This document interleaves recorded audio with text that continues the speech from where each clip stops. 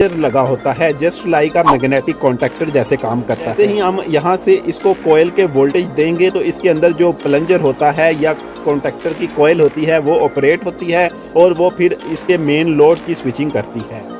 और दूसरा ये जो एटीएस स्विच है इसको हम एक कॉन्टैक्टर टाइप एटीएस स्विच भी कह सकते हैं, क्योंकि जैसे कॉन्टैक्टर काम करता है उसी तरह ये एटीएस स्विच काम करता है। तो इसको हम magnetic contactor type ATS switch कह सकते हैं और इसको हम ब्रेकर टाइप एटीएस स्विच कह सकते हैं और इसको हम मोटराइज एटीएस स्विच भी कहते हैं, क्योंकि इसके साइड पे ब्रेकर्स लगे होते हैं और इसकी ये जो पोर्शन है इसमें हमारे पास एक मोटर लगी होती है जो इसकी स्विचिंग करवाती है।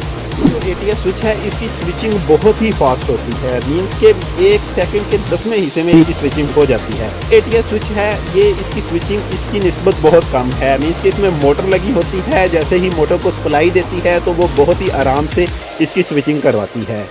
एटीएस स्विच है इसमें हमारे पास सिर्फ ऑन का ऑप्शन होता है, मींस के इसको आप सोर्स ए पे शिफ्ट कर सकते हैं या इसको आप सोर्स बी पे शिफ्ट कर सकते हैं। वो सोर्स आपके ये इधर मेंशन भी हैं, वापटा भी हो सकती है, जनरेटर भी हो सकता है या कोई और स्टैंड बाई सोर्स हो सकता है। स्विच है इसमें ऑन ऑफ ऑन इसमें ये ऑप्शन होती है, आप इसको ऑन भी कर सकते हैं, इसको दूसरे पे शिफ्ट भी कर सकते हैं, इसको ऑफ भी कर सकते हैं, मींस के सोर्स ए पे भी इसको शिफ्ट कर सकते हैं, सोर्स बी पे भी शिफ्ट कर सकते हैं और इसको ऑफ भी कर सकते हैं। इसके साथ आप एक टाइमर का भी इस्तेमाल कर सकते हैं, जैसा कि फेस्ट कंपनी का एक ये टाइमर आता है, इसको आप इसके साथ ऑपरेट कर सकते हैं, क्योंकि ये कोयल टाइप होता है। इसकी जो वायरिंग कोयल को लगती हैं उसके थ्रू आप टाइमर लगा लें और फिर इसकी स्विचिंग करवा सकते हैं। लेकिन डायरेक्टली जो ये वाला एटीएस स्विच है इसको आप टाइमर के साथ इस्तेमाल नहीं कर सकते, लेकिन इसमें थोड़ी सी चेंजिंग करके आप इसको एक टाइमर के साथ भी इस्तेमाल कर सकते हैं। तो अक्सर लोग ये वाला एटीएस स्विच इस्तेमाल करना चाहते हैं तो वो इसमें थोड़ी सी चेंजिंग होती है, उस पर भी मैंने एक कंप्लीट वीडियो बनाई हुई है, आप उसमें थोड़ी सी चेंजिंग करके इस टाइमर को भी इस एटीएस स्विच के साथ इस्तेमाल कर सकते हैं। लेकिन डायरेक्टली ये जो एटीएस स्विच आता है इसके साथ आप टाइमर यूज़ नहीं कर सकते। जो एटीएस स्विच है जैसा कि आपको पता है ये एक कॉन्टैक्टर टाइप है, इसमें एक मैग्नेटिक टाइप समझ लें है, इसके अंदर कोयल होती है जो कि ऑपरेट होती है और फिर ये स्विचिंग होती है। तो वोल्टेज कम या ज़्यादा आने की वजह से वो जो कोयल होती है उसके जलने के चांसेस हैं।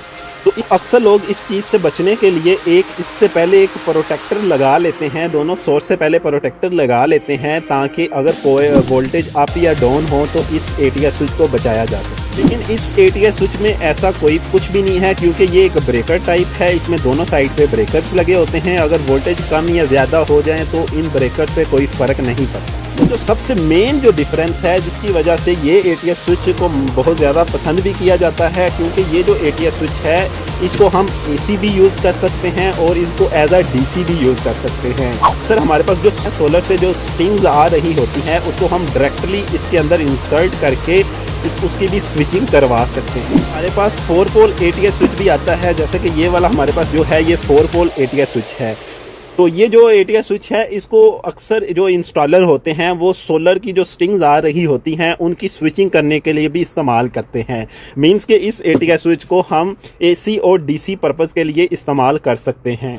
के मुकाबले में ये जो एटीएस स्विच है इसको हम सिर्फ एसी लोड के लिए ही इस्तेमाल कर सकते हैं, डीसी लोड के लिए हम इस्तेमाल नहीं कर सकते, क्योंकि इसमें जो ब्रेकर्स लगे होते हैं वो एसी ब्रेकर्स लगे होते हैं। अगर कोई दोस्त इस फेस्ट कंपनी की कोई भी प्रोडक्ट परचेज करना चाहता है, इसका एटीएस स्विच, इसका वोल्ट